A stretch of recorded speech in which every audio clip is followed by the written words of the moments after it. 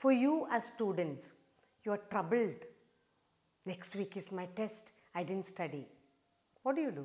You have to make a plan when you will study, how much you study daily, so that the trouble vanishes. That means you are finding a solution to the trouble. Okay. Now here we have a little story here about a small little girl like you, together with the friends, saved the forest, utilizing her courage, her determination. Those small group of children together saving a huge forest. That's the story we are going to read. Look into it. After the storm raged all night. Lightning flashed and the wind howled like a demon. Saruli crawled under the covers and clung to her mother when she heard the thunder. A peculiar crack, crack, crack, snap was followed by a tremendous crash, as though a giant had fallen to the ground. What is that? She asked her mother. The trees, her mother replied. The wind is blowing them down. Trees? Saruli was shocked. The wind was strong, very strong, but it wasn't powerful enough to knock down those enormous pines, so straight and so tall. The next morning, she saw it all for herself. Row upon row of the lofty pines lay stretched helplessly on the ground.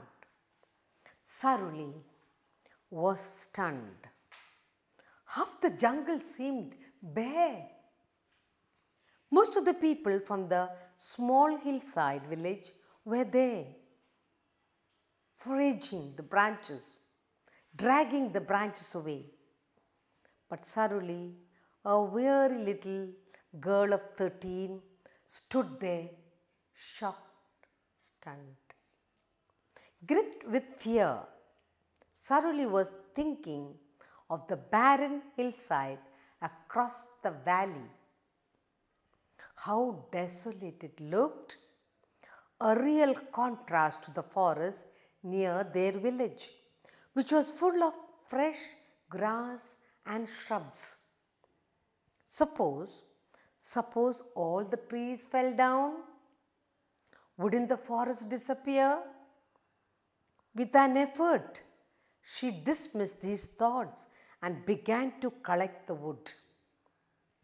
Fuel is often an important need for home.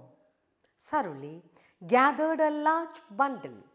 On her way back, she passed Diwan Singh's house. The old man was seated outside.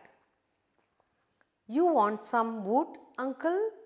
she asked him. Without waiting for an answer, she dropped part of the bundle in one corner of the paved courtyard. "So you have been to the forest, girl?" "Yes, uncle. Lots of trees fell down last night." Old Diwan Singh was the head man of our village. "It was to be expected," he said slowly. "The trees have been totally hollowed by the recent tappers." Saruli's brown eyes opened wide. "I wondered how so many trees had fallen down." Diwan Singh said, "First, they made one cut on the trees to tap resin. Now they keep on making gashes till the trees are utterly drained. Even a moderately strong wind can blow them over. They are so dry." Can't someone stop them?" Saruli asked. Horrified she was. Diwan Singh sighed. Who can stop them, girl? The contractors are rich, influential people. They pay a lot of money to tap the trees. Saruli got up to go home. As she stood up, she glanced at Diwan Singh's strange nursery. He was growing saplings, not the baby pines, which sprang up themselves by the rains, but shoots of oak and deodar, the native trees of the hills. Diwan Singh told Saruli, when I was a boy, this was a forest of oak and deodar. The British government cut them down and planted these pines. But why? She asked. Because pine trees can be tapped for resin, and resin has many uses. But they forgot the oaks bring rain and tap water. Pines dry out the land. It was a holiday. Saruli took her cow to graze in the forest. The sight of the fallen trunks was very depressing. Many of the children from other villages too came there with their goats and cows.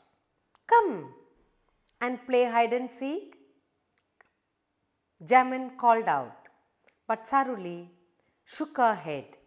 She sat on a rock, lost in thought. How could they save their forest? What's the matter? Jamin asked after a while. Oh, I'm scared, she replied. After a short pause, supposing another storm comes along and all the trees blow down, what will we do then?